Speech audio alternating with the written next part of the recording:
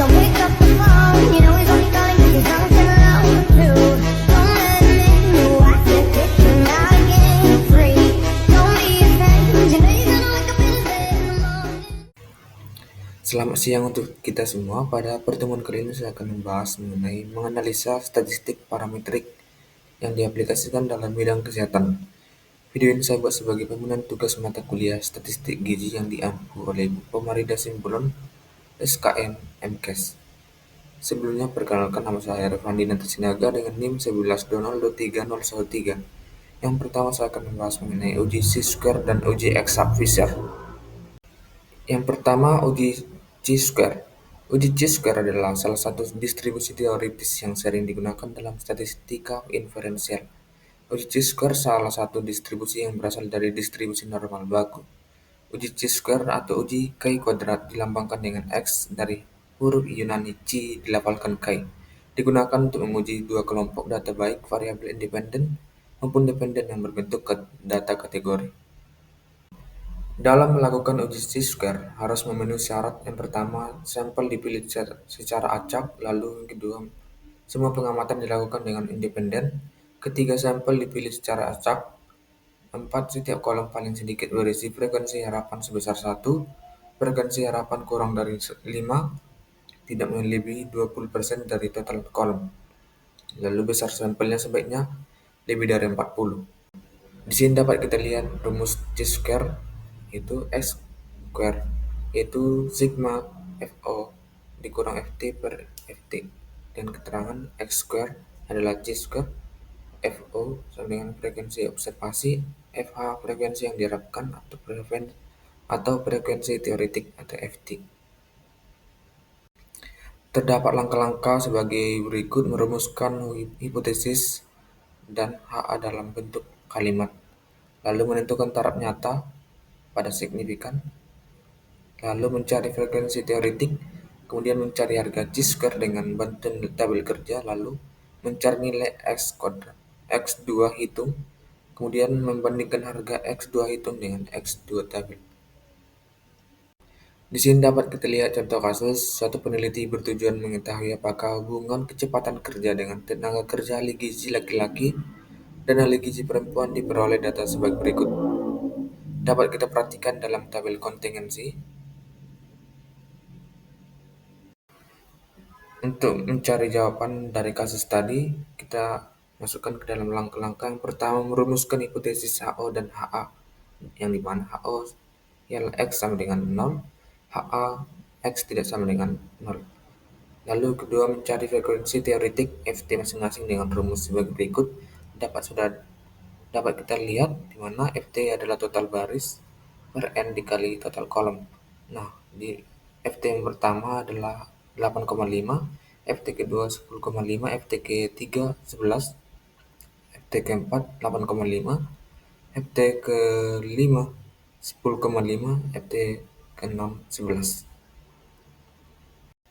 Kemudian langkah yang ketiga, mencari Chi-square dengan bantuan tabel sebagai berikut. Nah, di sini sudah didapatkan atau sudah dihitung hasilnya, di mana jumlah FO adalah 60, FT 60, FO kurang FT adalah 0, FO dikurang FT kuadrat yaitu 57, FO dikurang FT 2 per FT yaitu X kuadrat sama dengan 5,792. Kemudian mencari nilai X square tabel, yang dimana dengan rumus DB sama dengan B kurang 1 dikali K kurang 1.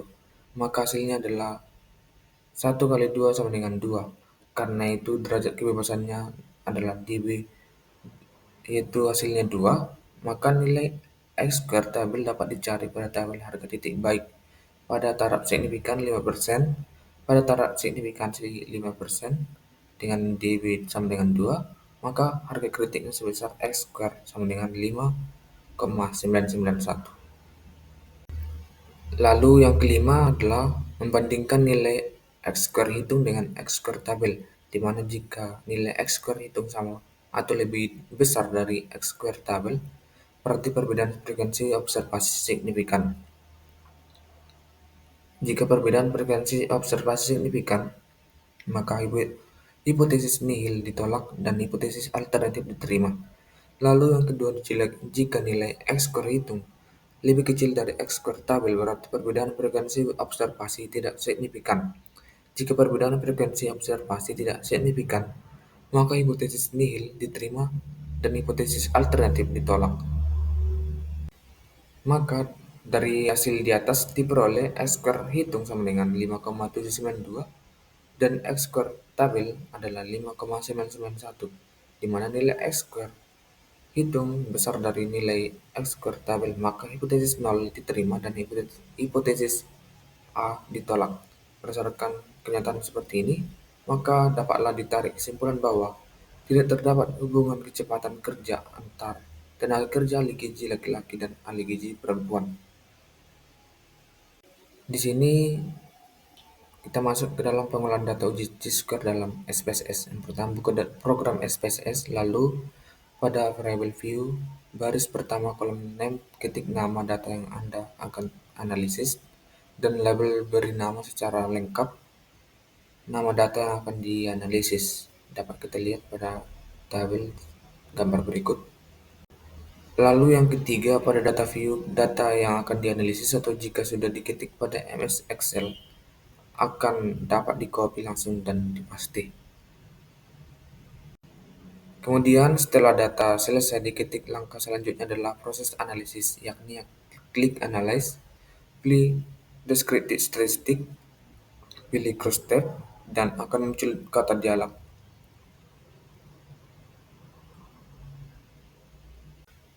Kemudian, pindahkan variabel yang akan dianalisis ke dalam dependent list dengan mengklik tanda panah. Selanjutnya klik plot, maka akan muncul kotak dialog sebagai berikut. Kemudian langkah yang keenam, selanjutnya klik statistik dan klik T-square dan klik continue seperti pada gambar berikut. Setelah kita mengklik continue, maka selanjutnya akan muncul hasil analisis atau output dari SPSS. Dapat kita perhatikan di sini outputnya adalah percentage square, likelihood ratio, linear by linear association. Maka yang kita ambil adalah percentage square, di mana value-nya 5,839 berikut. Selanjutnya sampai di bawah dapat teman-teman perhatikan.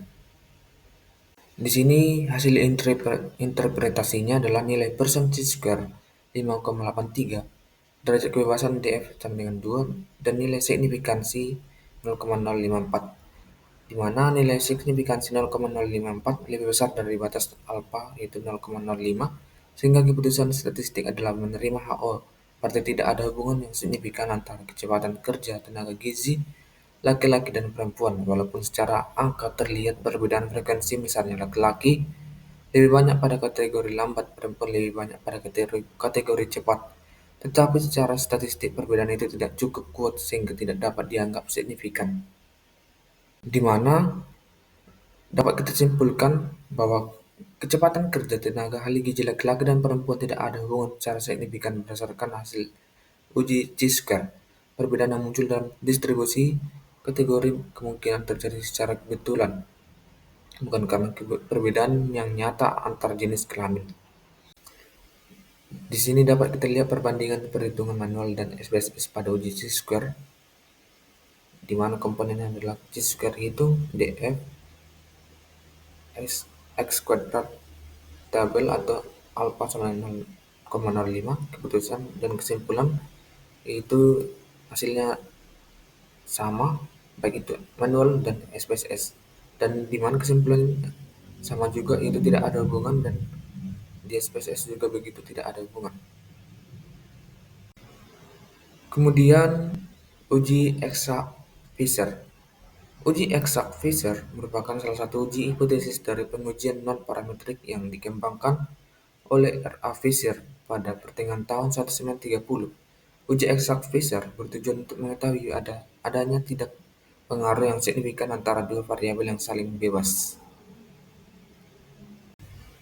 Syarat-syarat uji Fisher eksak yaitu data berskala nominal atau ordinal, lalu jumlah sampel harus kurang dari sama dengan 40, dan jumlah sampel antara 20 sampai dengan 40, maka terdapat sel yang nilai harapannya kurang dari 5. Kemudian jika jumlah sampel kurang dari 20, maka dapat digunakan dalam kondisi apapun, baik terdapat sel yang nilai frekuensi harapannya kurang dari 5 ataupun tidak. Di sini terdapat tabel kontingensi 2x2 untuk perhitungan Fisher exact test, dan juga terdapat rumus yang digunakan. Dapat teman-teman perhatikan.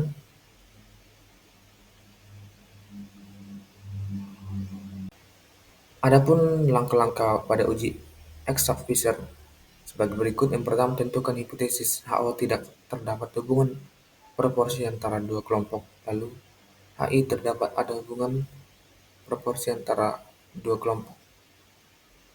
Lalu yang kedua, gunakan uji exact Fisher. Ketiga, tentukan signifikan. Lalu keempat, kesimpulan. Di sini ada contoh kasus.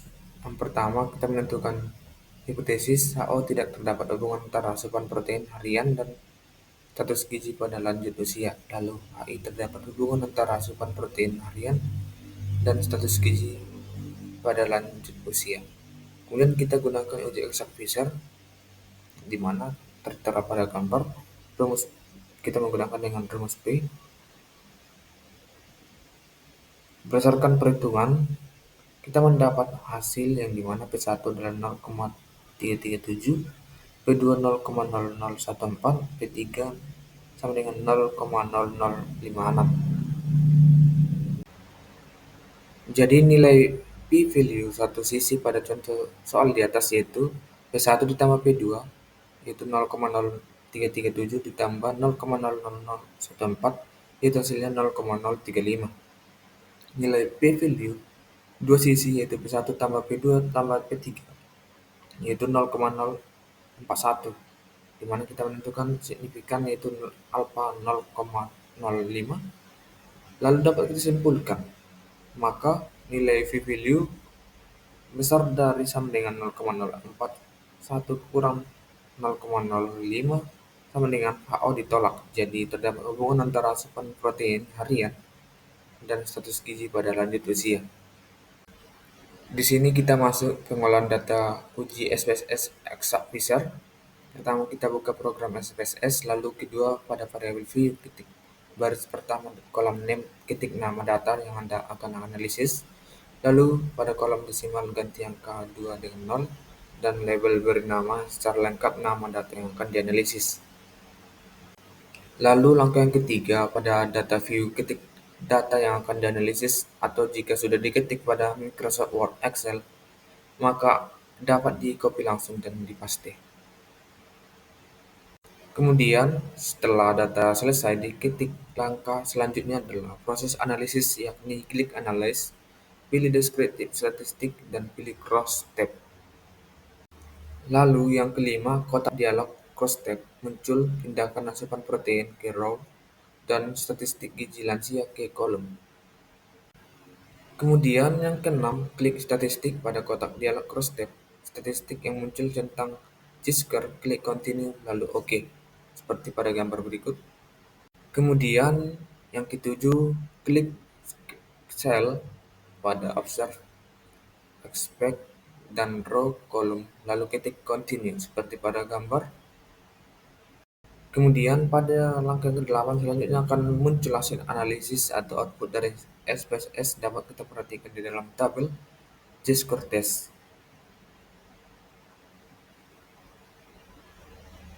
Di mana pada person J-score dengan value 5.402 dengan DF1 dan asimptom signifikan yaitu 0,020. Kemudian kita pada hasil Fisher exact test, yang dimana exact signifikannya itu 0,041, kemudian exact signifikan satu sided yaitu 0,035, di mana interpretasi nilainya, nilai perhitungan manual dengan SPSS menunjukkan hasil yang sama, di mana nilai p-value 1/3 satu sisi satu arah 0,035, sedangkan nilai P value total dua sisi dua arah yaitu 0,041. Artinya HO ditolak jika terdapat perbedaan antara asupan protein harian dan status gizi pada lanjut usia. Di sini dapat kita perhatikan perbandingan perhitungan manual SPSS dan dapat kita lihat sama ya hasilnya, baik itu dari komponen p-value dua-sided di manual dan SPSS, kemudian p-value satu-sided manual dan SPSS, kemudian di alfanya juga sama, serta keputusan dan kesimpulan juga sama, yaitu tolak HO dan terdapat hubungan, di mana dapat kita simpulkan bahwa uji C-square adalah uji berbasis distribusi normal untuk data kategori yang digunakan untuk menguji hubungan homogenitas dan normalitas data, namun mensyaratkan frekuensi harapan sel tidak boleh terlalu kecil. Jika syarat G-square tidak terpenuhi, terutama pada tabel 2 times, maka uji Fisher ekstrak tes wajib digunakan karena bersifat eksak dan ideal untuk sampel kecil. Kedua uji ini sangat penting untuk menentukan adanya hubungan atau perbedaan yang signifikan antara dua variabel kategori dalam penelitian, seperti hubungan pengetahuan gizi dengan status gizi. Selanjutnya kita masuk ke dalam contoh kasus. Baik soal yang pertama, seorang peneliti menganalisis hubungan jenis kelamin, itu laki-laki dan perempuan dengan kelulusan ujian lulus atau tidak lulus pada 30 siswa SMA di kota T. Setelah dibuat tabel kontingensi 2x2 ditemukan dosen memiliki frekuensi harapan kurang dari 5. Peneliti ingin menguji ada tidaknya hubungan kedua variabel tersebut dengan taraf signifikansi 5%, yang dimana uji statistik yang paling cepat digunakan adalah A. Chi-square independensi, B. Chi-square homogenitas, C. Fisher exact test, D. T-test 2 sampel, E. ANOVA 1 arah. Maka jawabannya adalah yang C. Fisher exact test, di mana untuk tabel 2x2 dengan frekuensi harapan kecil dan ukuran sampel kurang sama dengan 40, uji yang disarankan adalah Fisher exact karena bersifat eksak dan lebih akurat pada kondisi tersebut. Kemudian soal yang kedua, di Puskesmas R, peneliti mengelompokkan pasien berdasarkan status merokok, yaitu aktif, pasif, dan tidak, dan kejadian hipertensi ya atau tidak, sehingga terbentuk tabel 2x3 dari perhitungan diperoleh X square hitung sama dengan 7,20 dengan alfa 0,05. Peneliti yang membandingkan nilai tersebut dengan ekspor tabel berdasarkan derajat kebebasan yang sesuai. Maka keputusan yang benar adalah A dB dalam kurung 2 kurang 1 dikali 3 kurang 1 sama dengan 2 tolak HO jika X square hitung besar sama dengan X square tabel. Lalu B dB sama dengan dalam kurung 2 kurang 1 ditambah 3 kurang 1 sama dengan 3 tolak terima HO karena X square hitung lebih kecil. Lalu C dB 2 kali 3 sama dengan 6, keputusan tidak dapat diambil. Lalu D dB 5 sama dengan gunakan uji Fisher. E dB 1 uji beralih ke t-test. Maka jawaban pada soal nomor 2 adalah yang A. dB sama dengan dalam kurung 2 kurang 1 dikali dalam kurung 3 kurang 1 sama dengan 2, di mana tolak HO jika X squared hitung besar sama dengan X squared tabel, di mana derajat kebebasan untuk tabel kontingensi adalah baris 1, kemudian kolom 1. Kriteria keputusan tolak HO bila X squared hitung besar dari X squared tabel pada alfa yang ditetapkan. Kemudian soal ketiga adalah seorang analis menggunakan SPSS untuk menguji hubungan pola makan teratur atau tidak dengan status anemia, yaitu tidak, pada 60 responden. Output menampilkan hasil signifikan yaitu 2-sided sama dengan 0,071 dengan alfa 0,05, di mana kesimpulan statistik yang tepat adalah A terima HO karena p-value besar dari A, kemudian B tolak HO karena p-value kurang dari alfa, kemudian C hasil tidak dapat ditafsirkan, lalu D gunakan Fisher karena p-value besar, dan E data berdistribusi normal. Maka jawaban soal ketiga jawabannya adalah yang A, terima HO karena p-value besar dari alfa. Penjelasan di mana jika p-value besar dari alfa maka HO diterima Tidak ada hubungan signifikan sesuai kaidah interpretasi uji C-square pada output SPSS. Selanjutnya kita masuk ke uji Spearman-Rank dan uji Wicholson. Uji Spearman-Rank atau korelasi Spearman adalah metode untuk mengukur hubungan antara dua variabel berdasarkan peringkat atau rank, tanpa memerlukan asumsi distribusi data ataupun hubungan linear. Teknik ini berguna ketika data tidak memenuhi syarat korelasi person atau mengandung outlier. Spearman menilai hubungan monoton, yaitu hubungan yang bergerak ke satu arah meski tidak selalu linear. Berikut adalah tabel nilai korelasi beserta makna nilai tersebut. Tabel makna nilai korelasi Spearman dapat teman-teman perhatikan. Kemudian rumus untuk menghitung korelasi Spearman adalah sebagai berikut. Rs sama dengan 1 dikurang 6 sigma Ni sama dengan 1 Di kuadrat per N dalam kurung N kuadrat kurang 1, di mana terdapat keterangan Rs adalah korelasi Spearman, Di adalah perbedaan antara peringkat kedua variabel untuk setiap pasangan observasi, lalu N adalah jumlah observasi. Di sini terdapat langkah-langkah uji Spearman rank. Yang pertama, sebelum dihitung menggunakan rumus statistik terlebih dahulu dibuat ranking data. Lalu yang kedua, menghitung koefisien korelasi uji Spearman rank dengan rumus Rs sama dengan 1 dikurang N sigma Ni sama dengan 1 Di kuadrat per N dalam kurung N kuadrat dikurang 1. Lalu yang ketiga, menentukan hipotesis nihil atau H0 dan hipotesis alternatif atau HA, di mana HO sama dengan Rs sama dengan 0, tidak ada hubungan yang signifikan. Lalu HO Rs sama dengan tidak sama dengan 0, ada hubungan yang signifikan. Lalu yang keempat, menentukan level of significance. Misalnya level of signifikansi sebesar 98% dan alpha sama dengan 2%. Dengan pengujian posisi kurva sehingga nilai T-tabel dihitung dengan rumus T alpha per 2 sama dengan DF dalam kurung N kurang 1. Lalu yang kelima, kriteria pengujian.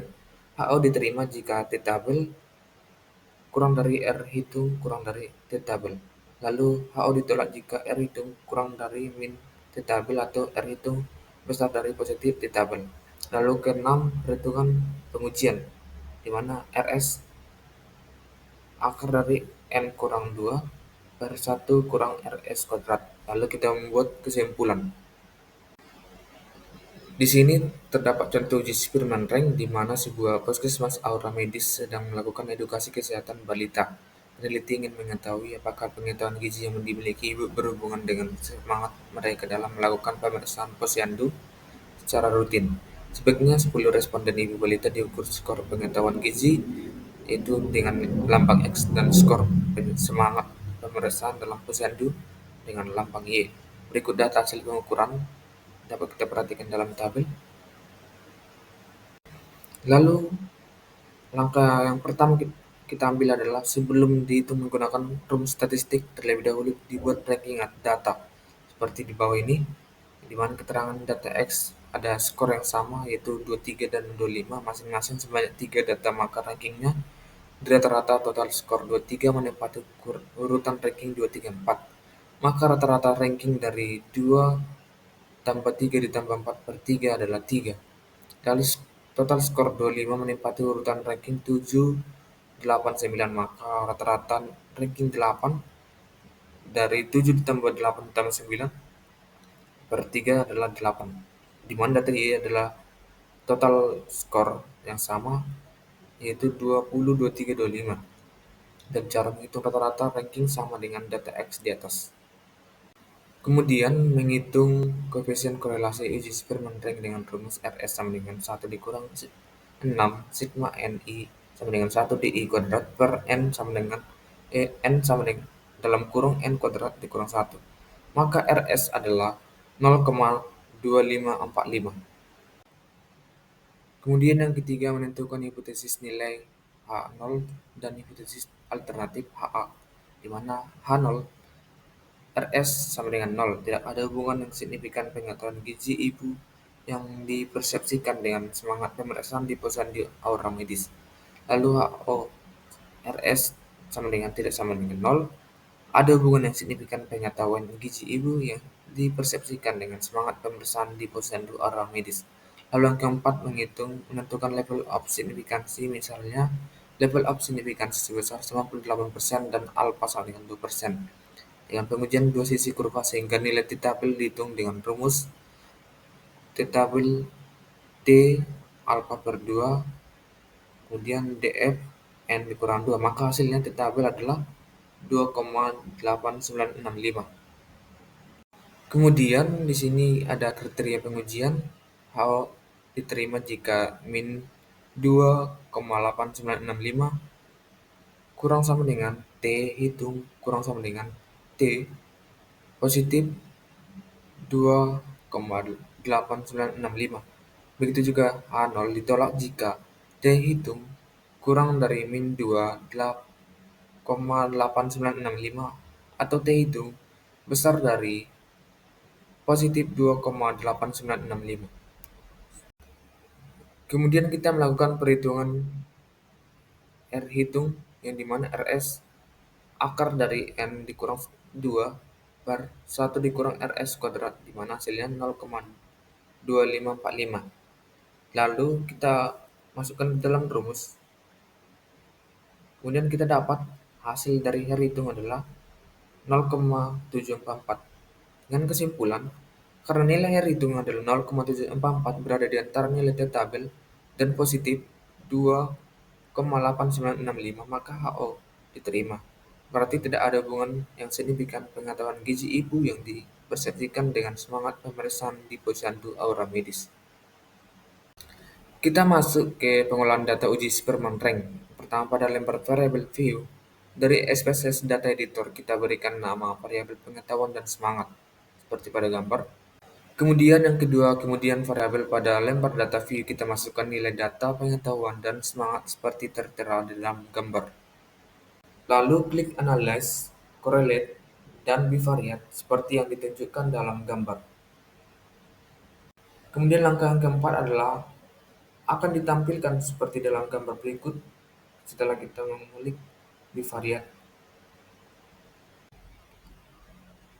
Lalu yang kelima, pindahkan variabel pengetahuan dan semangat ke kotak variabel bertanda checklist pada correlation coefficient Superman Rank sebagai berikut.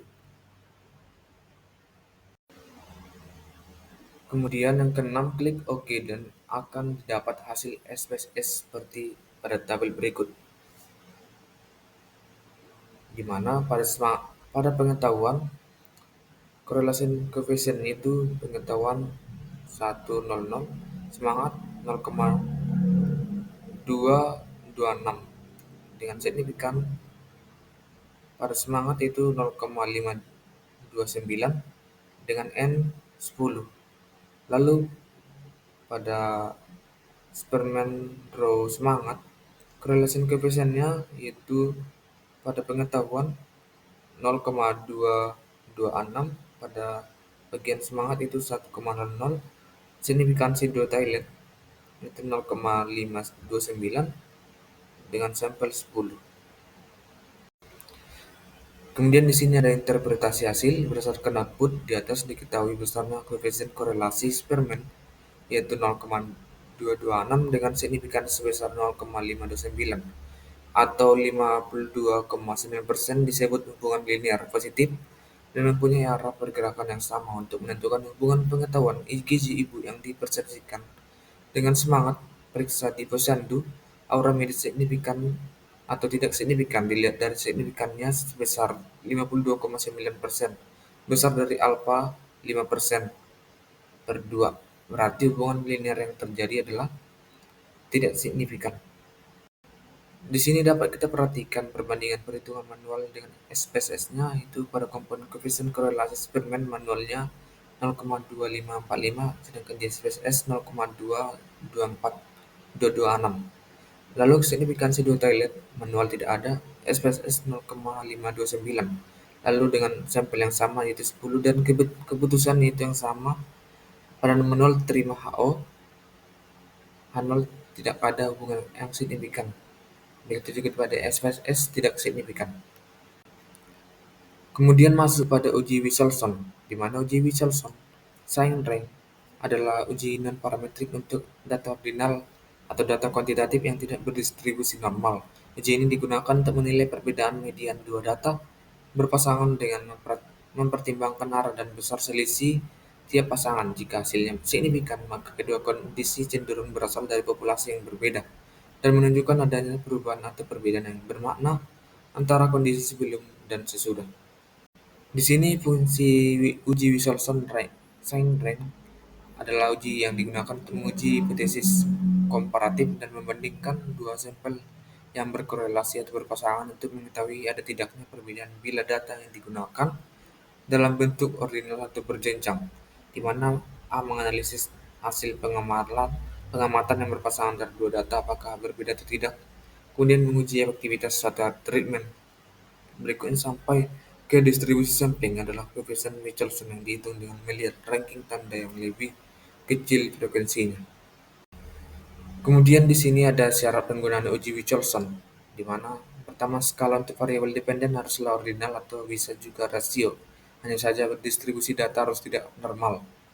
Untuk itu harus dilakukan uji normalitas untuk menentukan apakah pengujian bisa dilakukan dengan sign rank atau tidak. Terdapat dua kategori berpasangan untuk variabel independen yang digunakan. Artinya, data berasal dari subjek, individu, atau populasi data yang sama.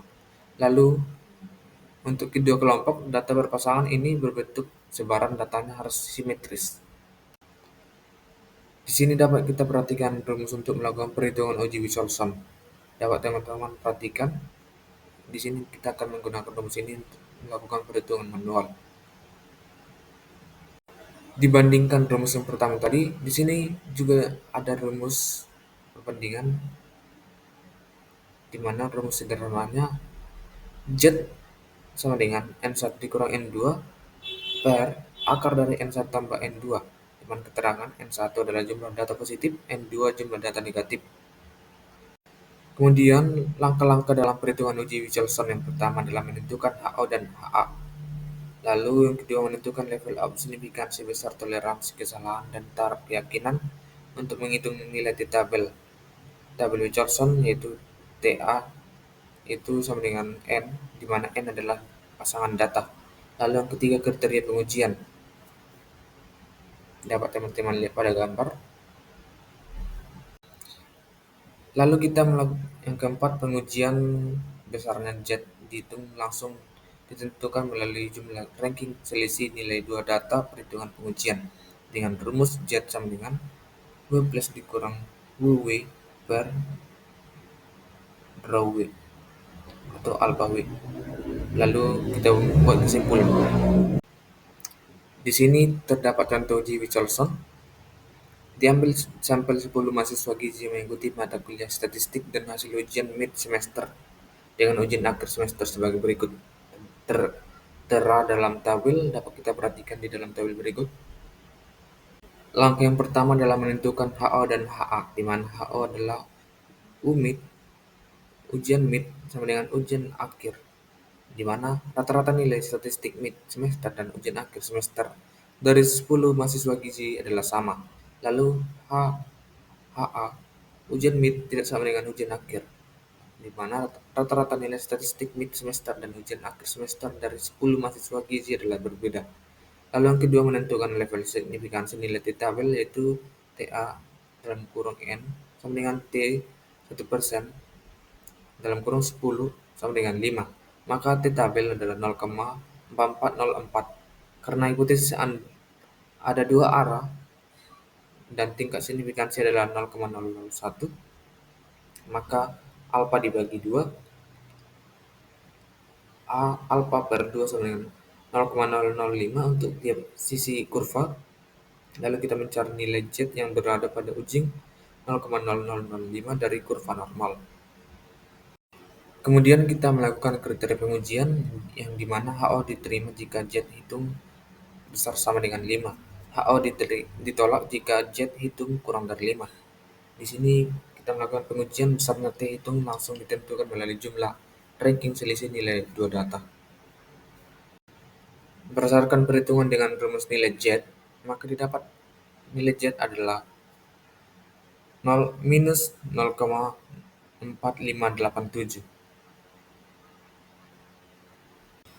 Kemudian pada standar deviasi mid sama dengan akar 3760 per 9 sama dengan akar 417,78, di mana hasilnya adalah 20,45. Kemudian kita menghitung positive rank T plus, di mana sum of rank T plus sama dengan 7 ditambah 2 tambah 4 ditambah 9 ditambah 10, hasilnya 32. Maka min rank positif 32 dibagi 5 sama dengan 6,4. Kemudian menghitung negatif rank T minus, di mana sum of rank T minus adalah T minus sama dengan 1 ditambah 4 ditambah 4 ditambah 7 ditambah 7 sama dengan 27. Maaf, 23. Maka min rank negatif 23 dibagi 5 adalah 4,6. Nah, dapat kita simpulkan oleh karena nilai Z hitung adalah sama dengan 0, minus 0,4587, di mana kurang T tabel 0,4404, maka H0 ditolak. Berarti rata-rata nilai statistik mid semester dan ujian akhir semester dari 10 mahasiswa gizi adalah berbeda. Selanjutnya kita melakukan pengolahan data dengan SPSS pada uji Wicholson, di mana pada lembar variabel view dari SPSS Data Editor kita berikan nama variabel mid dan akhir. Lalu yang kedua, kemudian variabel pada lembar data view kita masukkan nilai data mid dan akhir seperti yang tertera dalam gambar. Kemudian yang ketiga, klik analyze non-parametric test legacy dialog, dua relate sampel sebagai berikut tertera dalam gambar. Kemudian yang keempat, akan didapat tampilan sebagai berikut. Lalu langkah yang kelima, pindahkan pasangan variabel kanan ke kiri dalam kotak test fires list dan pilih test type Wicholson sebagai berikut. Nah, setelah kita mengklik OK, maka output dari uji perangkat bertanda Wicholson seperti berikut dapat kita perhatikan pada deskriptif, statistik, dan pada tabel ranks, di mana pada nilai akhir itu dengan sampel 10 dengan min 57,0, standar deviasi 24,060, minimumnya 20, maksimum 90.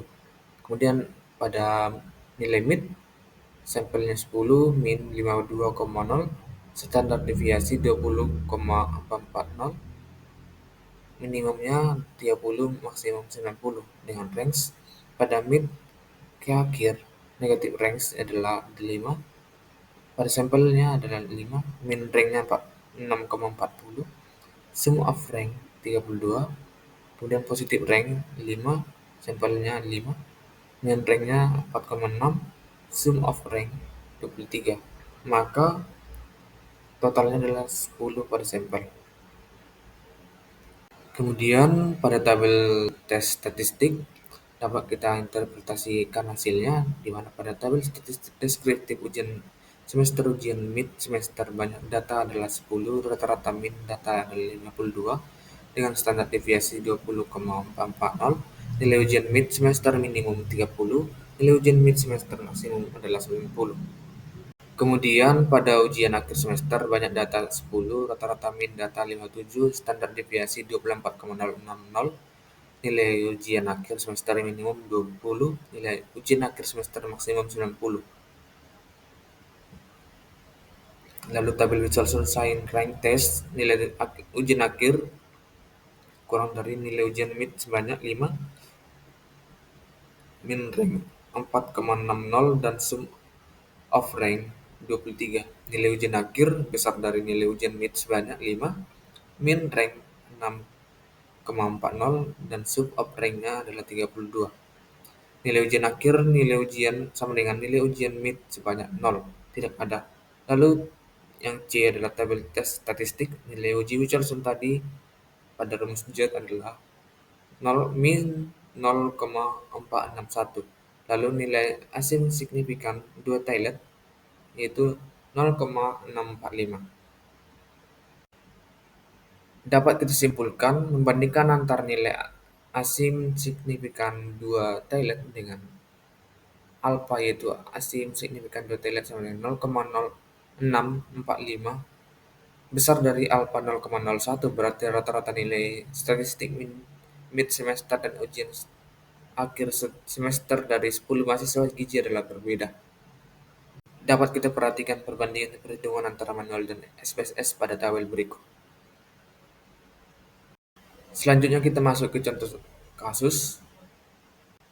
Baik, soal yang pertama, seorang ahli gizi di rumah sakit X ingin mengetahui hubungan antara peringkat tingkat kepatuhan diet rendah gula dengan peringkat kadar gula darah puasa pada pasien 18 pasien diabetes mellitus yang diperiksa pada bulan Maret di Poliklinik Penyakit Dalam. Data yang diperoleh berbentuk urutan peringkat bukan nilai absolut, dan hasil uji normalitas menunjukkan data tidak berdistribusi normal, di mana uji statistik yang paling tepat digunakan adalah A. Korelasi Pearson, B. Regresi linear sederhana, C. Uji T-square, D. Korelasi Spearman rank, E. Uji Wilson-Sign rank. Maka jawaban soal yang pertama adalah yang D. Korelasi Spearman rank, di mana korelasi Spearman rank digunakan untuk data ordinal atau berperingkat dan tidak mensyaratkan distribusi normal sesuai dengan kondisi kasus pada pasien gizi tersebut. Kemudian soal yang kedua, di puskesmas Y dilakukan penelitian tentang hubungan antara skor pengetahuan gizi ibu dengan peringkat kebiasaan memberikan makanan pendamping ASI (MPASI) pada bayi usia 6-12 bulan. Dari hasil analisis Spearman rank diperoleh koefisien korelasi sebesar RS sama dengan 0,67, di mana interpretasi yang paling tepat terhadap hasil tersebut adalah A. Hubungan sangat lemah, B. Hubungan lemah, C. Hubungan sedang, D. Hubungan kuat, E. Hubungan sangat kuat. Maka jawaban soal yang kedua adalah D. Hubungan kuat, di mana nilai RS antara 0,60 sampai 0,79 menunjukkan tingkat hubungan kuat berdasarkan klasifikasi dalam tabel interpretasi korelasi Spearman. Dapat teman-teman lihat atau putar kembali videonya.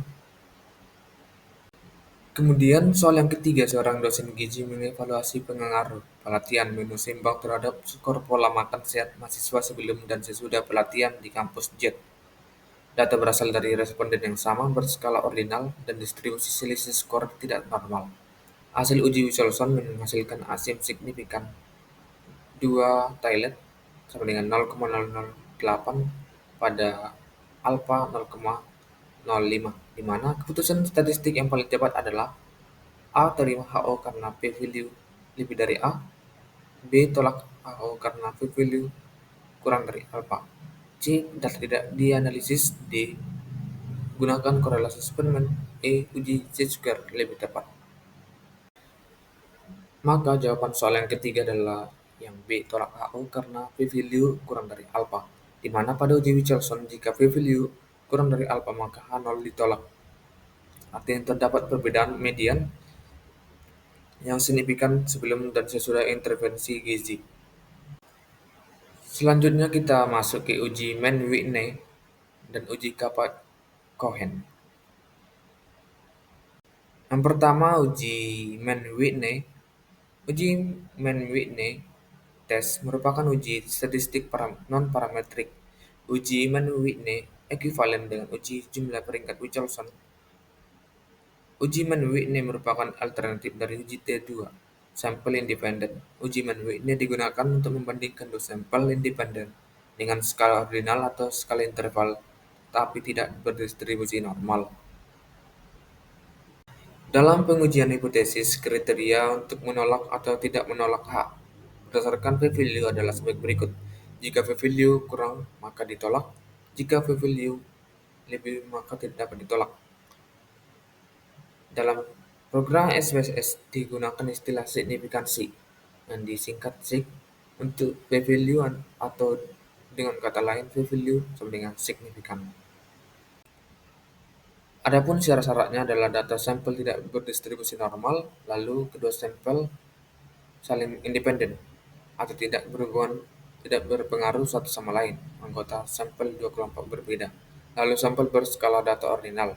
Kemudian jumlah sampel yang digunakan tidak harus sama. Adapun dua rumus Mann-Whitney-U adalah sebagai berikut. Yang pertama, U1 adalah N1 N2 ditambah N1 dalam kurung N1 tambah 1 per 2 dikurang R1. Lalu yang kedua, U1 sama dengan N1 tambah dikali N2 ditambah N2 dalam kurung N2 ditambah 1 per 2 dikurang R2. Dapat kita lihat keterangan N1 jumlah sampel 1, N2 jumlah sampel 2, U1 jumlah peringkat 1, U2 jumlah peringkat 2, R1 jumlah ranking pada sampel N1, R2 jumlah ranking pada sampel N2. Apabila datanya dalam kurung N1 tambah N2 lebih dari 20, maka digunakan rumus Z, yaitu sebagai berikut. Z sama dengan N1 dikurang N2 per dalam akar N1 ditambah N2, di mana keterangan N1 jumlah sampel 1 dan N2 jumlah sampel 2. Langkah-langkah dalam melakukan perhitungannya adalah data yang dikelompokkan menjadi sampel 1 dan sampel 2 masing-masing diurutkan dari data terbesar hingga ke data terkecil. Lalu yang kedua, memberi ranking atau jenjang pada kedua sampel tersebut dengan cara digabung pemberian rankingnya. Lalu yang ketiga, menjumlah ranking masing-masing sampel R1 dan R2. Lalu menghitung nilai rata-rata U untuk dua sampel tersebut, yaitu U1 dan U2. Nilai U yang digunakan adalah yang terkecil di antara nilai U1 dan U2. Dapat kita lihat pada rumus tadi. Kemudian membandingkan antara nilai U hasil perhitungan dengan nilai U tabel. Kesimpulannya, A0 diterima jika U besar sama dengan U alfa dan H0 ditolak jika U kurang dari U alfa. Lalu kita berikan interpretasi dan juga kesimpulan. Di sini ada contoh soal kasus dalam perhitungan manual Mann-Whitney, di mana jumlah R1 adalah 90,5 dan jumlah R2 99,5. Kemudian yang pertama adalah data dikelompokkan menjadi sampel 1 dan sampel 2. Masing-masing diurutkan dari data terbesar ke data terkecil, di mana N1 pasien yang sudah diedukasi ahli gizi, itu 90, 89, 82, 80, 79, 76, 70, 65, 65, 60. Lalu sampel yang kedua pasien tanpa edukasi ahli gizi, itu 95, 92, 90, 85, 80, 71, 70, 65, 62. Kemudian kita memberikan ranking atau jenjang pada kedua sampel tersebut dengan cara digabung pemberian rankingnya. Nah, di sini dapat teman-teman perhatikan terlihat pada sampel yang satu pasien yang sudah diedukasi ahli gizi dan juga sampel kedua pasien tanpa edukasi ahli gizi. Nah, di sini kita menghitung jumlah ranking masing-masing sampel R1 dan R2, itu R1 90,5 dan jumlah R2 99,5. Lalu kita menghitung nilai rata-rata U untuk dua sampel tersebut, yaitu U1 dan U2. Nilai U yang digunakan adalah yang terkecil antara nilai U1 dan U2. U1 yaitu nilai total dari setelah melakukan perhitungan adalah 54,5, sedangkan U2 setelah melakukan perhitungan itu 35,5.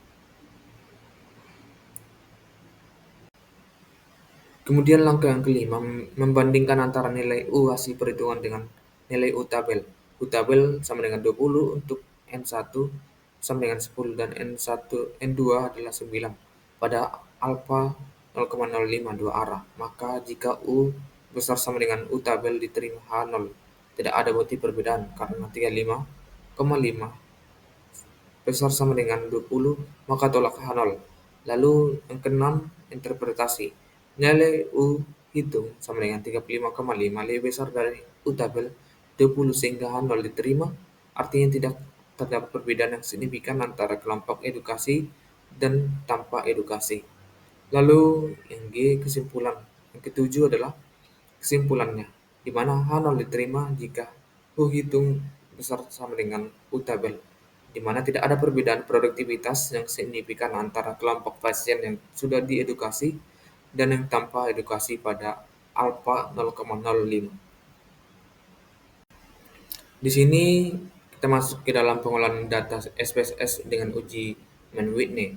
Pada variabel V membuat dua variabel yaitu produktivitas dan ranking dengan ranking memiliki value satu sama dengan edukasi dan dua tanpa edukasi. Kemudian yang kedua masukkan data ke editor SPSS. Lalu kita klik Analyze, pilih Non-Parametric Test, lalu klik dua Independent Sample. Seperti pada gambar, dapat teman-teman perhatikan di dalam gambar tersebut. Kemudian langkah keempat adalah variabel produktivitas ke kotak test variabel list, masukkan variabel kelompok ke kotak grouping variabel. Lalu langkah yang kelima, klik Define Group. Tulis angka 1 pada grup 1 dan angka 2 pada grup 2, lalu Continue. Kemudian yang keenam, klik Mann-Whitney U pada test type, lalu OK. Setelah kita klik OK tadi, nah di sini kita mendapatkan hasil atau output.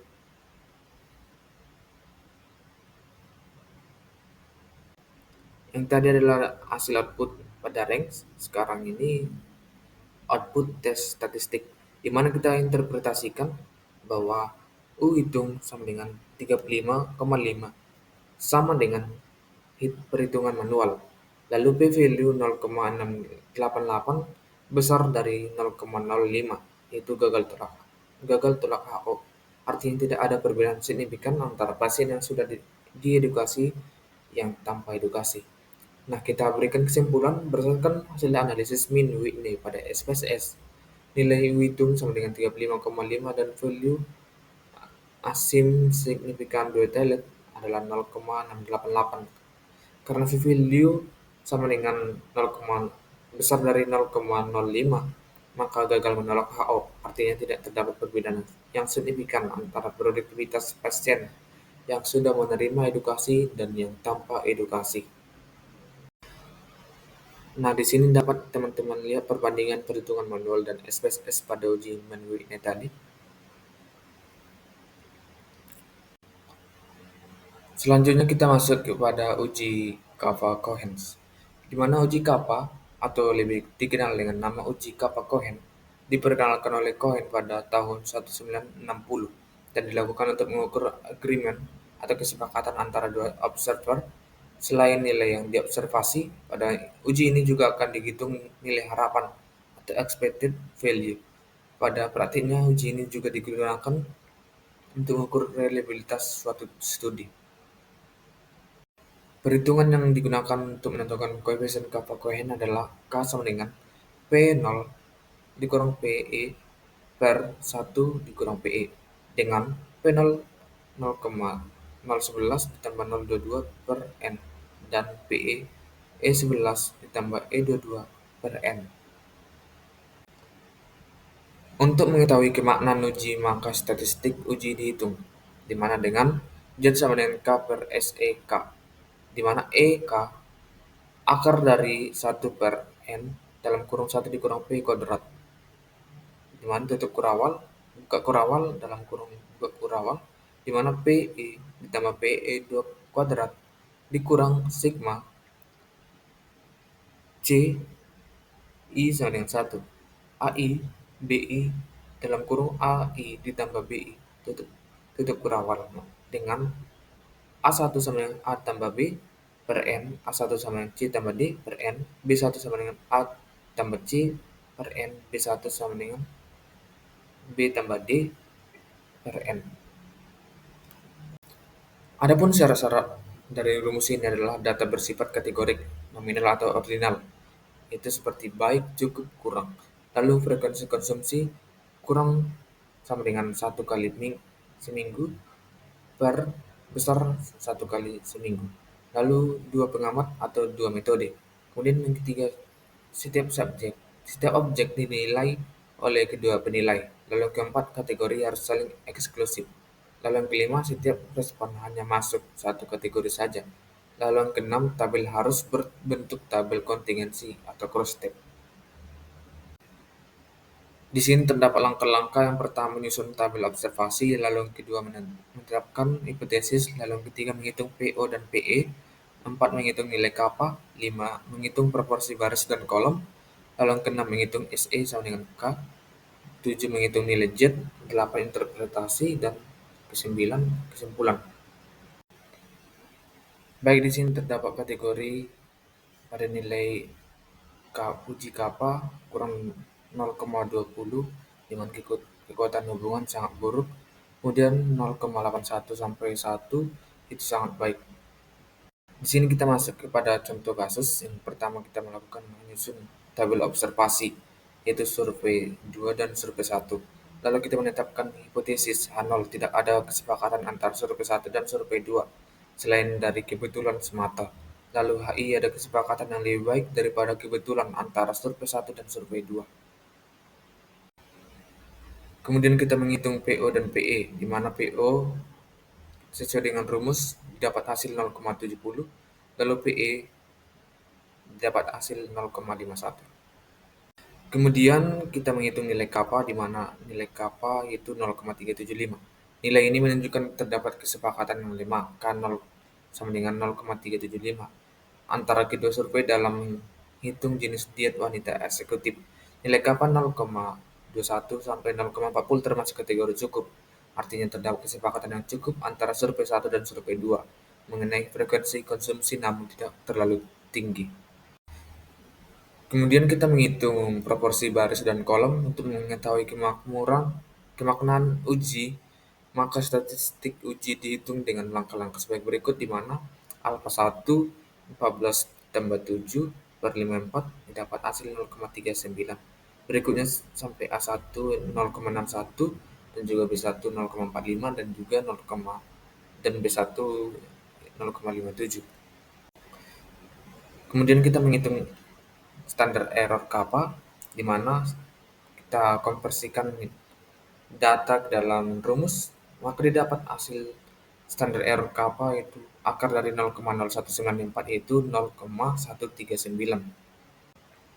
Kemudian yang ketujuh kita menghitung nilai Z uji signifikansi dengan sehingga nilai Z dapat dihitung dengan rumus Z di atas, yaitu Z sama dengan 0,375 per 0,127, maka hasilnya 2,78. Lalu interpretasi berdasarkan hasil uji Z sama dengan 2,78 dalam kurung P kurang 0,05 ditolak HO, artinya terdapat kesepakatan yang nyata antara survei 1 dan survei 2 di atas yang diharapkan secara kebetulan. Nilai kappa 0,375 termasuk kategori cukup, di mana dapat kita simpulkan nilai kappa 0,375 cukup. Kesepakatan antara kedua survei signifikan secara statistik dalam kurung Z sama dengan 2,78, P kurang dari 0,05. Meskipun ada kesepakatan, tingkat kesepakatan masih cukup dan tidak sempurna. Kemudian kita masuk pengolahan data SPSS uji kappa Cohens. Yang pertama kita klik tab variabel view buat dua variabel survei 1 dan survei 2 masing-masing. Survei klik kolom value, masukkan value 1 dan label kurang dari 1 kali. Kemudian ditambahkan lalu value 2 label lebih dari 1 kali, ditambahkan lalu klik OK.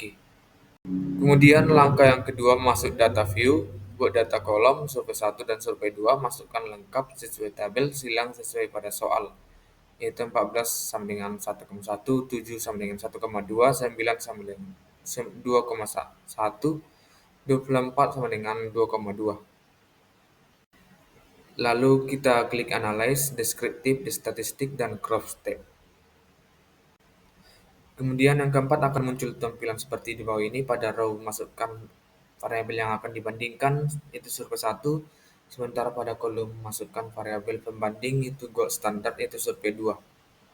Kemudian yang kelima selanjutnya klik statistik untuk menentukan jenis uji yang akan dilakukan, lalu tekan continue dan OK. Di sini dapat kita lihat hasil output, yaitu pada tabel cache processing summary, kemudian penilaian 1 dan penilaian 2 pada cross tabulation, kemudian pada tabel symmetric measures.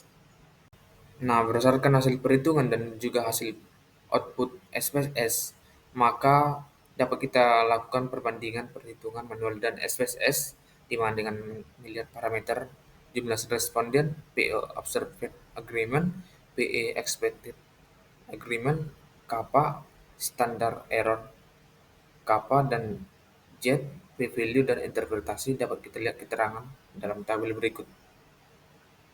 Selanjutnya kita masuk ke contoh kasus, di mana kita akan membahas 3 kasus. Baik soal yang pertama, seorang konselor gizi meneliti perbedaan skor kepatuhan diet rendah garam antar dua kelompok pasien hipertensi di klinik Jaya, yaitu kelompok yang mendapat konseling intensif dan kelompok tanpa konseling selama 1 bulan. Skor kepatuhan diukur dalam bentuk peringkat dan hasil uji normalitas menunjukkan data tidak berdistribusi normal. Jumlah responden pada kedua kelompok tidak sama.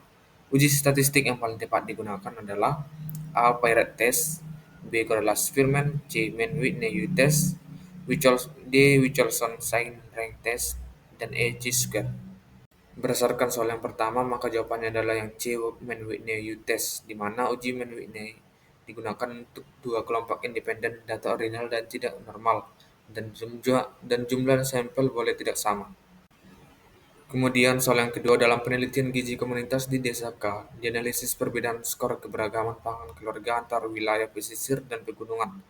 Hasil uji Mann-Whitney pada SPSS menunjukkan asim signifikan 2 Thailand sama dengan 0,742 dengan alpha 0,05, di mana keputusan statistik yang paling tepat adalah A menolak HO karena p-value kurang dari A, B menerima HO karena p-value lebih dari A, C mengganti uji dengan kappa, D mengganti uji dengan Wilson, E menggunakan uji DIT.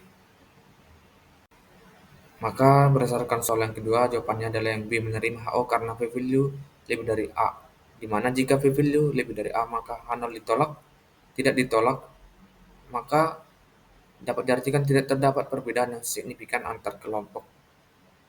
Kemudian soal yang ketiga, dua nutrisionis menilai frekuensi konsumsi sayur kurang sama dengan 1 kali per minggu dan lebih dari 1 kali per minggu pada 60 responden di puskesmas L dengan formulir yang berbeda. Hasil uji kappa Cohen menunjukkan nilai kappa 0,65 dan p-value kurang dari 0,5. Pertanyaan kesimpulan yang paling tepat adalah A. Kesepakatan sangat buruk dan tidak signifikan, B. Kesepakatan cukup dan tidak signifikan, C. Kesepakatan sedang dan signifikan, D. Kesepakatan baik dan signifikan, E. Kesepakatan sempurna. Berdasarkan soal yang ketiga, maka kita berikan jawaban yang D. Kesepakatan baik dan signifikan, di mana nilai kappa 0,61 sampai 0,80 menunjukkan kategori baik dan p-value kurang dari 0,05. Berarti kesepakatan kedua bernilai signifikan secara statistik. Selanjutnya kita masuk ke uji McNamara dan uji Kruskal-Wallis. Yang pertama, uji McNamara. Uji McNamara merupakan uji non-parametrik yang digunakan untuk menguji dua buah populasi yang saling berpasangan dependen. Pada uji McNamara, sekelompok subjek penelitian, misalkan kelompok orang, memberikan suatu penilaian sebelum dan sesudah perlakuan. Uji McNamara digunakan untuk menguji hipotesis komparatif dua sampel yang berkorelasi bila datanya berbentuk nominal atau diskrit atau kategori binari, misalnya 1 sama dengan ya dan 0 tidak. Biasanya digunakan untuk rancangan penelitian berbentuk before-after. Syarat penggunaan uji McNamara adalah skala data kategorik dan kontingensi 2x2. Lalu data bersifat dikotomi, dua penilaian tersebut bersifat saling berlawanan. Datanya berbentuk nominal atau diskrit atau kategori binari, misalnya 1 sama dengan ya dan 0 sama dengan tidak.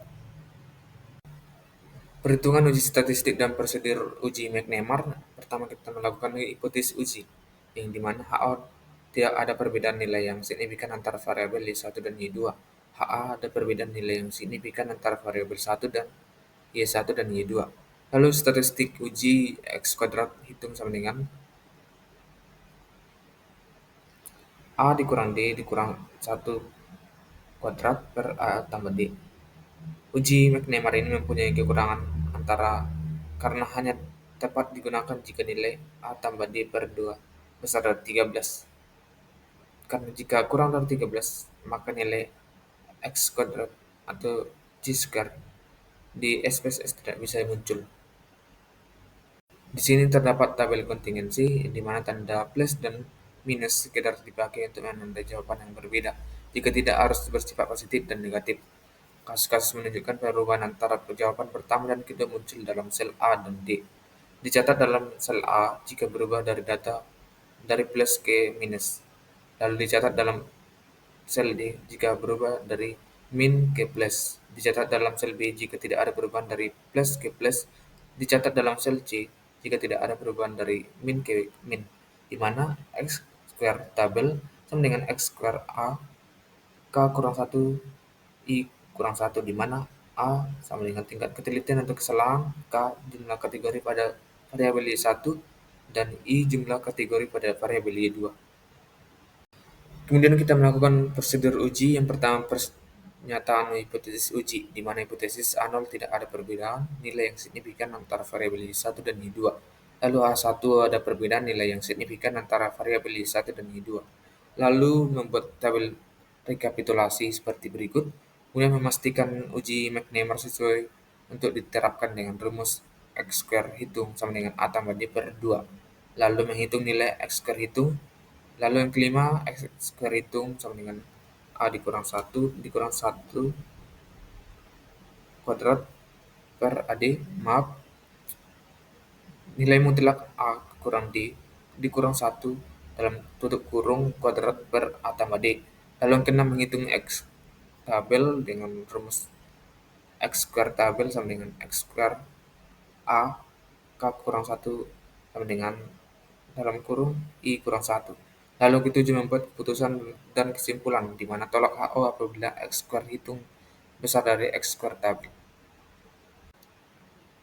Baik, di sini terdapat contoh soal kasus di mana sebuah puskesmas ingin mengetahui efektivitas program penyuluhan konsumsi sayur terhadap perilaku makan sayur pada remaja. Sebanyak 60 remaja dievaluasi sebelum dan sesudah mengikuti penyuluhan. Pada kunjungan awal, 20.000 mengaku patuh dan sisanya tidak patuh. Kategori perilaku makan sayur dibagi menjadi baik dan kurang. Hasil pengamatan menunjukkan bahwa sebelum penyuluhan 25 remaja memiliki perilaku makan sayur baik, sisanya 35 remaja kurang. Setelah penyuluhan, jumlah remaja makan sayur baik meningkat menjadi 40 orang.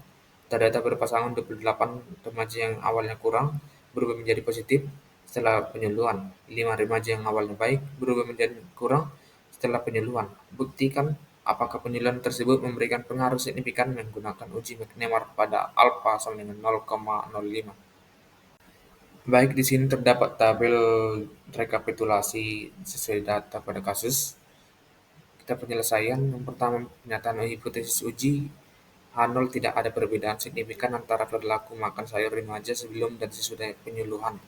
HI ada perbedaan signifikan antara perilaku makan sayur sebelum dan sesudah penyuluhan. Lalu kita membuat tabel rekapitulasi seperti berikut. Kemudian kita memastikan uji McNemar sesuai dengan untuk diterapkan dengan rumus X square hitung A tambah D. Lalu setelah didapat melalui perhitungan, itu X square hitung sama dengan 16,5. Besar dari 13, maka nilai C square muncul. Lalu menghitung X tabel dengan rumus X square tabel, maka didapat hasil yaitu X square tabel X square alpha dengan 0,05 sama dengan 1, di mana kita membuat keputusan dan kesimpulan di mana X square hitung 14,6 dari besar dari 3,841, berarti HO ditolak. Karena HO ditolak, maka kesimpulannya terdapat perbedaan yang signifikan antara perilaku makan sayur remaja sebelum dan sesudah penyuluhan. Selanjutnya kita masuk pengolahan data SPSS dengan uji McNemar. Pertama, masuk data pada tabel view, masukkan seperti dalam gambar. Kemudian yang kedua, masukkan data ke data view. Lalu yang ketiga, jalankan uji McNemar, klik Analyze, pilih Non-Parametric Test, pilih Legacy Dialog, dan pilih 2 Relate Sample. Kemudian yang keempat, masukkan variabel ke kotak test fires. Masukkan dalam sebelum sebagai variabel 1, masukkan sesudah sebagai variabel 2. centang McNemar, hanya itu yang dicentang, kemudian klik OK.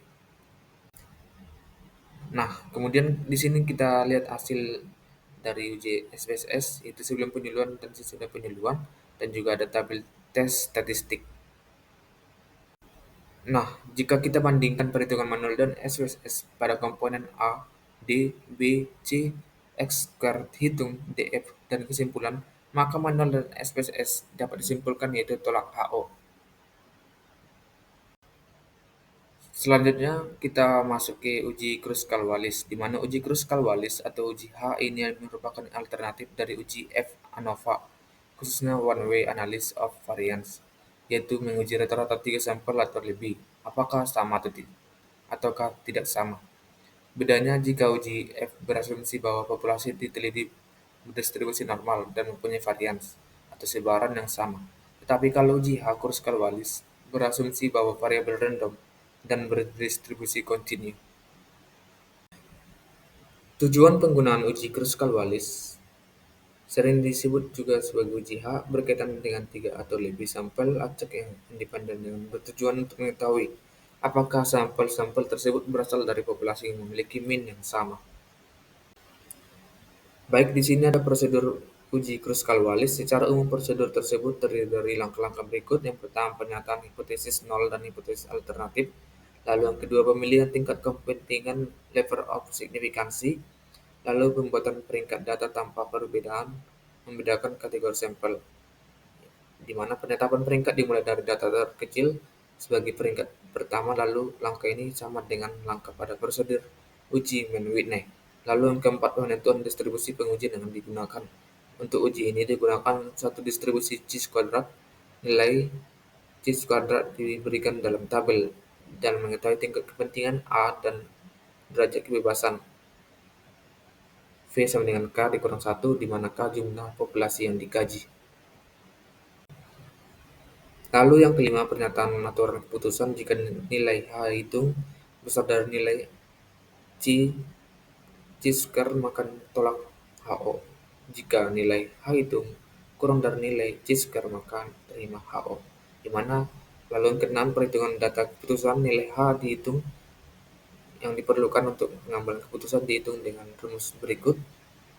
Dapat teman-teman lihat di mana N jumlah total data, K banyak sampel yang diteliti, RK jumlah peringkat dalam sampel ke K, NK banyak semua data sampel ke K. Lalu ketujuh, pengambilan keputusan secara statistik. Baik, di sini kita masuk ke dalam contoh kasus. Seorang peneliti ingin mengetahui apakah terdapat perbedaan median berat badan yang hilang setelah mengikuti 3 jenis metode diet berbeda selama 4 minggu pada olahragawan. Ada 3 kelompok dengan data berat badan hilang dalam kilogram sebagai berikut. Kelompok 1 diet A 21, 2,1, kemudian 2,4, kemudian 1,8, kemudian 2,0, kemudian 2,3. Kemudian ada kelompok 2 itu diet B 3,0, kemudian 3,2, lalu 2,9, 3,1, dan 3,3. Lalu kelompok 3 diet C 1,7, kemudian 1,9, lalu 2,0, kemudian 2,1, dan 1,8. Langkah-langkah penyelesaian manual. Yang pertama, hipotesis H0 median berat badan yang hilang pada ketiga metode diet sama. H1 tidak semua median berat badan yang hilang sama, yaitu ada perbedaan. Lalu yang kedua, tingkat signifikansi alfa sama dengan 0,05. Lalu ketiga, pembuatan peringkat data tanpa membedakan kategori sampel. Gabungkan data dari ketiga kelompok dan urutkan dari kecil ke besar, kemudian beri peringkat. Kemudian ada di sini pengurutan data, dapat teman-teman lihat. Kemudian yang keempat, distribusi pengujian, di mana uji Kruskal-Wallis menggunakan distribusi C-kuadrat yang derajat kebebasan DF sama dengan K dikurang 1 sama dengan 3 dikurang 1 adalah 2. Lalu yang kelima, aturan keputusan jika nilai H hitung besar dari nilai C-kuadrat maka tolak H0 kritis, dan tabel C-kuadrat pada alfa sama dengan 0,05 dan DF sama dengan 2, yaitu 5,991. Dan juga di sini dapat teman-teman lihat tabulasi data berdasarkan data pada diet A, diet B, dan diet C. Kemudian yang keenam, kita melakukan perhitungan, gabungkan dan beri peringkat data, hitung jumlah peringkat setiap kelompok RK dan ukuran sampel tiap kelompok NK. Total data N sama dengan 15. Hitung nilai H dengan rumus sebagai berikut, di mana setelah kita memasukkan data ke dalam rumus, maka hasil yang didapat dari nilai H itu adalah 10,355. Kemudian yang ketujuh, pengambilan keputusan. Bandingkan nilai H dengan nilai kritis C kuadrat. Jika H hitung besar dari 5,991, tolak HO. Sebaliknya juga jika H hitung kurang dari 5,991, terima HO. Karena 10,355 besar dari 5,991, tertolak hipotesis nol dan menyimpulkan ada perbedaan median berat badan yang hilang di antara kedua metode diet tersebut. Baik, selanjutnya kita masuk ke pengolahan data SPSS dengan uji Kruskal-Wallis, di mana buka file baru, klik file new, data, buatlah identitas kolom editor SPSS pada kolom name, isikan variabel seperti jenis diet dan penurunan berat badan. Kemudian yang kedua, karena variabel jenis diet memuat 3 kelompok, yaitu diet A, diet B, dan diet C, maka klik pada kolom V-value pada baris diet dan akan muncul gambar berikut. Lalu yang ketiga, masukkan data ke editor SPSS seperti di bawah. Kemudian yang keempat, klik Analyze, pilih Non-Parametric Test, kemudian ligasi dialog, pilih K-Independent Sample, muncul kotak dialog Test of Several Independent Sample. Lalu yang kelima, variabel penurunan berat badan, pindahkan ke kotak tes variabel list, dan dengan anak panah, variabel jenis diet pindahkan ke grouping variabel dengan anak panah. Lalu yang keenam, klik define range pada kotak minimum 1, maksimum 3, klik Kruskal-Wallis H pada test type. Lalu yang ketujuh, klik option, lalu klik quartiles, lalu klik OK.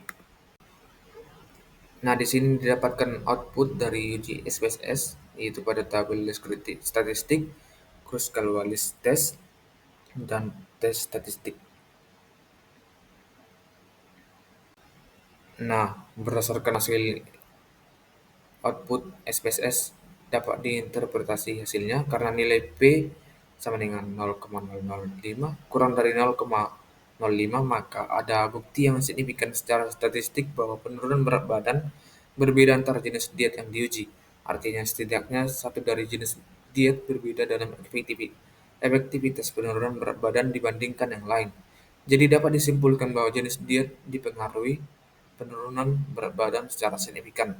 Dalam data tersebut, untuk mengetahui diet mana yang berbeda, secara spesifik bisa dilakukan uji post hoc tambahan. Nah, berdasarkan dari perhitungan manual dan SPSS pada uji Kruskal-Wallis, pada komponen min diet A, min diet B, min diet C, H hitung, DF, asim signifikan, dan dapat disimpulkan bahwa pada manual dan SPSS sama-sama menolak HO. Selanjutnya kita masuk ke contoh kasus. Baik, contoh soal yang pertama, seorang petugas gizi menilai kepatuhan konsumsi tablet tambah darah atau patuh tidak patuh pada ibu hamil yang sama di desa M sebelum dan 1 bulan sesudah penyuluhan gizi. Di mana pertanyaannya, uji statistik yang paling tepat digunakan adalah A. Chisker, B. Richardson, C. Mann-Whitney, D. McNemar, E. Kruskal-Wallis. Berdasarkan soal pertama, maka jawabannya adalah yang D. McNemar, di mana uji McNemar digunakan untuk data dikotomi nominal berpasangan desain before dan after. Selanjutnya soal yang kedua, di Puskesmas R perubahan status kebiasaan sarapan ya atau tidak pada 50 siswa diukur sebelum dan sesudah intervensi gizi. Hasil uji McNemar menghasilkan chi-square 5,12 dan p-value 0,0024 pada alpha 0,05. Di mana pertanyaannya, keputusan statistik yang paling tepat adalah A. Tidak ada perbedaan bermakna. B. Terdapat perbedaan bermakna. C. Dapat. Data harus diuji ulang dengan Kruskal-Wallis. D. Sampel tidak valid dan untuk dianalisis. E. Uji diganti menjadi ANOVA. Berdasarkan soal yang kedua, jawabannya adalah yang B. Terdapat perbedaan bermakna, di mana karena P kurang dari 0,05 maka H0 ditolak. Terdapat perubahan signifikan. Kemudian soal yang ketiga, seorang ahli gizi membandingkan penurunan berat badan pada klien yang mengikuti 3 metode diet berbeda di klinik S. Data numerik tidak berdistribusi normal dan ketiga kelompok saling independen. Pertanyaannya, uji yang paling sesuai adalah A. One Way ANOVA, B. Variety Test, C. Kruskal-Wallis, D. Wilson, E. McNemar. Maka berdasarkan soal yang ketiga, jawabannya adalah yang C. Kruskal-Wallis, di mana Kruskal-Wallis digunakan untuk lebih dari 2 kelompok independen dengan data tidak normal atau ordinal. Maka berdasarkan dari 8 uji yang telah kita bahas, dapat kita simpulkan pengujian statistik non parametrik yang digunakan di bidang gizi meliputi Spearman dan Michelson, yaitu hubungan dan perbedaan berpasangan, Mann-Whitney, 2 kelompok independen, serta McNemar dan Kruskal-Wallis, data nominal berpasangan dan lebih dari 2 kelompok tidak normal yang dipilih sesuai skala data, kemandirian sampel, dan asumsi distribusi. Selain itu, Cohen menekankan pentingnya reliabilitas antar penilai pada data kategorik, sehingga hasil penelitian gizi tidak hanya signifikan secara statistik tetapi juga konsisten secara pengukuran. Jadi demikian pembahasan materi saya pada hari ini. Jika terdapat kesalahan, saya mohon maaf. Sekian dan terima kasih.